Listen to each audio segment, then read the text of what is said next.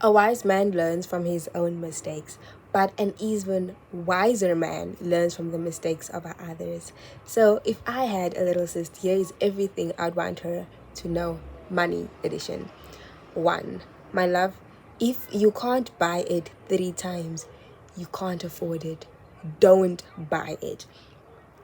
So many times people been a victim of this, where you save and there's this new Chanel bag, there's the new phone that drops out, there's this new outfit that you want, there's this, there's that. Honey, there's always going to be something that you want.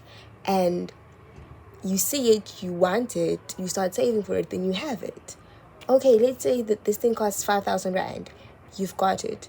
Now, because you've saved and you saved up all of your money and now you've used it, at the end of the day, after you buy that thing, you have no money left. Now what? Then you're stuck. Then you have to start all the way from ground zero, from underground, and now you have to rebuild everything and start and work your way back up to where you were. If, let's say it's a Chanel bag, let's say, I don't even know how much Chanel bag costs, but let's say that there's a Chanel bag that costs 5,000 Rand and you want it, you save for it, you buy it, right? It's fine. Then the next day your tire bursts or there's an emergency. Now what? If there is an emergency that happens at home, or for some odd reason, God forbid, something happens to you, you won't be able to financially support yourself or to get yourself out of that situation, because now you spent all of your money to get that Chanel bag. And that Chanel bag is not going to get you out of the situation that you're stuck in. So if you cannot buy that thing 3 times, you can't afford it. Rather wait until you have enough money to buy it 3 times, then you go and buy it. So in terms of numbers, if this Chanel bag costs 5,000 and you don't have at least 15,000 in your account, don't buy it, because you clearly cannot afford it. There is no harm in waiting. I remember that there was this dress that I wanted to get, and I was like, wait, but I didn't plan on getting this, and I knew that I couldn't afford it. Heck, even right now, I want to get a car, but I do know I do not have enough money to buy a car 3 times. So I'm not going to get a car until I can buy it 3 times. It's painful. Definitely teaches you self-control. But at the end of the day, even if, let's say, I saved up and I got the car and I used all of my money to get the car, there is still insurance, there's still roadworthy tests, there is so many other things that comes with owning a car that I'm not even aware of yet. And spending all of my money just to buy that one thing is just not the best idea. So if you cannot buy something 3 times, don't buy it. Just rather wait until you can buy it 3 times and then you buy it. Okay. Next, do not get yourself in unnecessary debt. Now, the thing with debt is there's good debt and then there's bad debt. The good debt is stuff I would consider like debt that you get in to further yourself, further your education, further your career. And so things like student loans, if you borrow money to buy a book or to get into a course, it's still debt, but this debt is money that you are borrowing so that you can better yourself. And at the end of the day, after you've consumed that content, you'll see that you're a way better person and you've learned something. And the greatest investment that you can make is investing in yourself. So that's good debt. That's fine. But bad debt is debt that you get into unnecessarily. So debt with like going to open clothing accounts when you clearly have a wardrobe full of clothes, and then you buy clothes on credit, buying a car on credit. Okay, a car is tricky, but if you don't need it and you don't have a stable source of income, let's leave the car alone. Buying clothes on credit, buying a lot of unnecessary things on credit, if it is not furthering your education in any way, if it is not an investment you're making into yourself, just be very, like, wait until you can buy it cash to then buy it cash.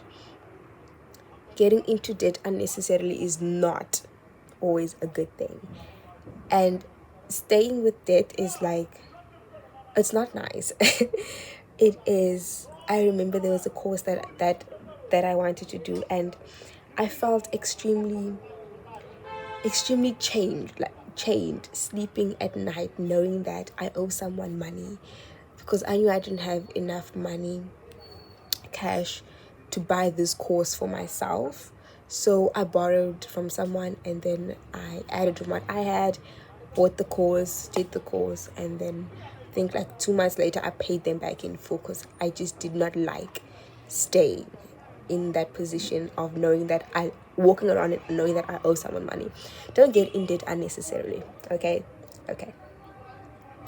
Next, have an emergency savings account, an emergency fund. You will never understand just how important this is until you have an emergency. Like, I don't know if I mentioned it here or if I mentioned it to someone, but a few days or a while back, I was able to reach the target that I set for myself for my emergency fund. And you just move around lighter. You move around life. You cruise nicely knowing that you have money that is set aside somewhere in case of emergencies. You know that if your tire bursts today, if my phone breaks today, if something happens today, I know that I have enough money to cover that, and I don't have to get into debt, and I don't have to borrow from anyone. I know that if I end up stranded somewhere, I will at least be able to get myself back home. Like, and this doesn't even have to be a big amount. Like, people often say 3 to 6 months of savings or your expenses. So you calculate, if you spend, let's say you spend 500 Rand every month. This is more on the conservative end. If all of your expenses amount to 500 Rand, then make sure that your emergency fund has at least like 1.5. But if you know that you struggle with money, start with just 1 month, just the 500 Rand, just have it saved and keep it there. Brownie points if you are able to find a high yield savings account with a high interest rate where you can easily access the money, and the money, your emergency fund, is just laying there accruing interest, getting interest while you wait for an emergency to happen. But that's a bit deeper. We'll talk about that later on. Whole point is for you to start with your emergency fund. Next, do not, okay, if you are relying on your partner, if you have a blesser, if you have anyone that is covering your expenses, all right, this is what I want you to do. If this person is giving you money, make sure that you take a portion of that money and you put it away somewhere, a place that they don't know, and you start building your own savings account from the money that you're getting. The whole point is for you to always have money on hand, because having money gives you freedom. The freedom to be able to walk away from relationships that no longer serve you, the freedom to be able to walk away from situations that no longer serve you. If you have a job and you know that this job is you're no longer growing, or for some reason you have to stop working immediately, or you get retrenched, God forbid, having that money that's always there on hand is that cushion that you can fall back on. So if you have someone that is covering your expenses, whether it is your parents or your boyfriend or your blesser, partner, whoever it is, make sure that you have a portion of your money that you set aside that they don't know about. I feel like this is not talked about enough in this community. People need to have their own money, especially as a woman, especially in this day and especially in this age. Next, this is a little controversial, but invest in your appearance. I know it seems a little crazy, especially since we're talking about investing and like saving and not spending too much. But investing in your appearance is one of the greatest investments that you can make into yourself. Because when people see you, they see your appearance before you even open your mouth. And if you look crusty, dusty, musty, ugly, baby girl, you're not going to be getting the opportunities that you want to get. Because as much as you might not like it, appearances matter. People judge you based off your appearances. So you need to decide whether you're going to leave a good or a bad impression, and whether that is going to help you further your career or not. You need to make sure that you are always looking good, feeling good, and smelling good, because you'll move around life differently like that. So have every month or every 2 months, have a maintenance. I know that every month I have money that I set aside for me to replenish the stuff that I use on a monthly basis when it comes to my maintenance. So my perfumes, my lashes, if I need to get my nails done, which I hardly do, my nails, just the stuff that you always use, lip gloss and everything, so that you always have and you never run out. And then I know every 2 months I get my hair done, because I'm able to keep my hairstyles for that long. And I know, okay, after 2 months I need to prepare to get my hair done, start looking for the next hairstyle, because opportunities are going to come to you, but you need to help people make it easy for them to give you that kind of opportunity. And if you are looking crusty and dusty, you're not going to get that opportunity. So if you want to earn more, if you want to be making more in life, make sure that you also look the part. Okay? Another controversial one. Don't be so stingy with your money. Nah. You need to, one, pay your tithes, because all of this all belongs to God at the end of the day, and we're just stewards of it, temporary stewards of it. So pay your tithes, girl.